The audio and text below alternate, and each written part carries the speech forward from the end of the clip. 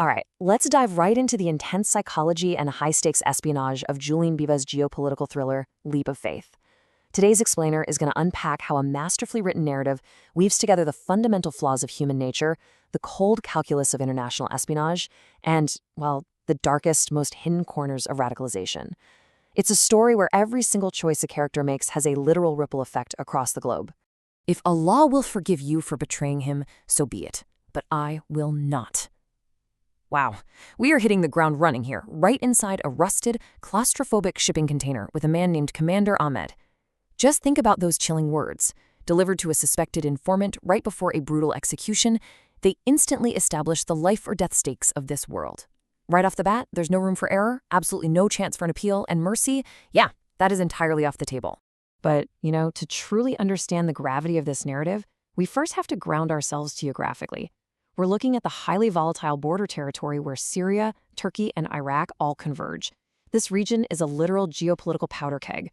You've got porous borders, conflicting militias, and decades of historical tension, making this an environment where allegiances just shift in the wind. In this unforgiving terrain, trust is incredibly scarce, and honestly, just surviving to see the next day is a grueling battle. So the author uses this geography to plunge us straight into an abandoned shipyard at night.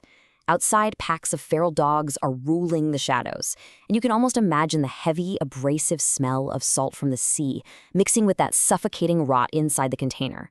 It forces us as the audience to immediately confront the messy, visceral realities of extremist justice, where a man's life is just ended with a single, brutal swing of a sword in the dark. It really makes you wonder, right? How does a man end up in this container, wielding that sword in the first place? Section 1. The author's authentic lens. To understand how this fiction feels so breathtakingly raw and real, we really need to look at the remarkable real-world experiences of the man who wrote it. Because listen, Julian Biba isn't just imagining this grit while sitting in some comfortable coffee shop. This guy grew up under a ruthless communist regime in Albania. He attended military high school and went on to participate in special police operations. But wait, it goes even deeper than that. He was actually a martial arts champion and an elite bodyguard entrusted with protecting top politicians. He's trained extensively with U.S. and British special unit veterans in personal protection within hostile environments. So when he describes the mechanical efficiency of a covert meeting or the raw tension of a dark execution, that's coming from a profoundly authentic, lived experience. He knows this stuff inside and out. Section 2. The 4 stages of radicalization. Now, let's shift our lens over to the analytical side and unpack the deeply psychological framework outlined in the book's preface. The entire narrative of Leap of Faith hinges on this classic but honestly terrifying debate: nature versus nurture. The book asks a really fascinating question.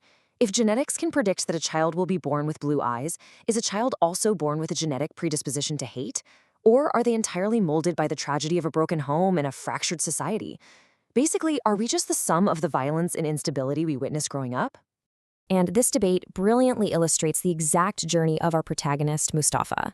The book actually breaks radicalization down into 4 distinct, insidious stages. It starts in the pre-radical stage. This is where a vulnerable individual, someone often feeling isolated or abandoned, finds this immensely appealing surrogate family that offers protection and a sense of belonging. From there, they move into self-identity within that specific group, fully adopting their worldview. Next up is deep indoctrination, where critical thinking is just stripped away and specific deadly skills are groomed. And finally, the ultimate stage, terrorism, where acts of ultimate destruction are cloaked to the participant as acts of benevolence and divine purpose. We see all these stages play out so tragically through Mustafa. Born into a broken home, desperately searching for certainty, his path intersects with Commander Ahmed. Remember him? The very same man we met in the shipping container. Ahmed becomes this charismatic father figure, grooming Mustafa through firebrand teachings. And why this matters so much is because this isn't just some clever plot device for a thriller. This grooming process perfectly mirrors real-world psychological manipulation. Extremism thrives amid ignorance, anger, and a desperate, deeply human need to just belong somewhere. Section 3. The geopolitical chessboard. Let's jump to the other side of this high-stakes game and see how this localized radicalization builds into a massive international intelligence crisis.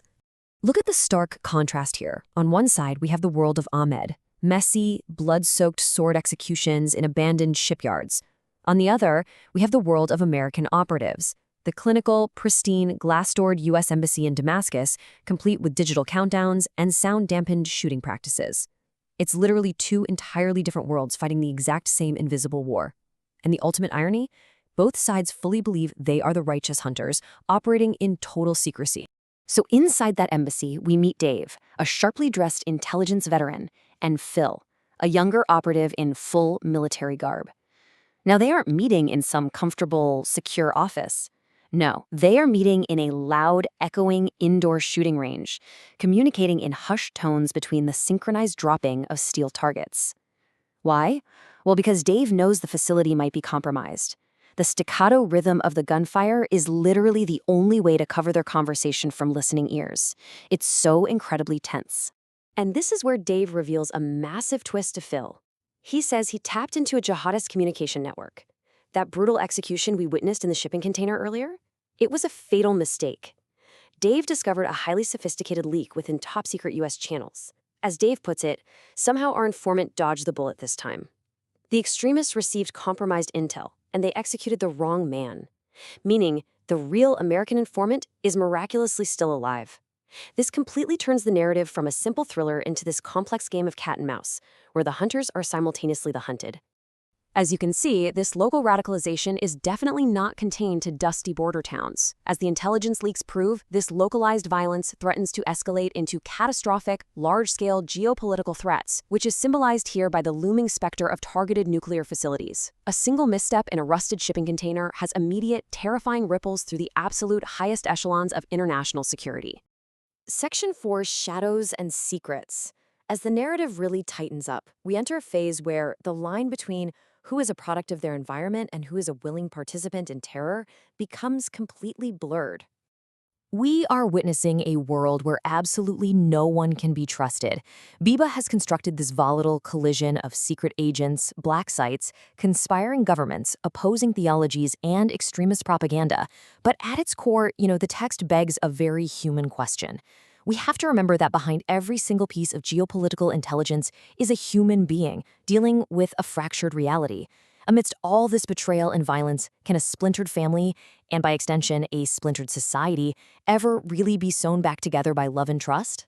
So I want to leave you with this final haunting thought to ponder long after this explainer ends. Think about Mustafa. Think about Ahmed. Are we merely the product of our environment and circumstances helplessly molded by the violent world around us? Or are we always destined for our ultimate fate, basically acting out a script written across space and time that we never even saw?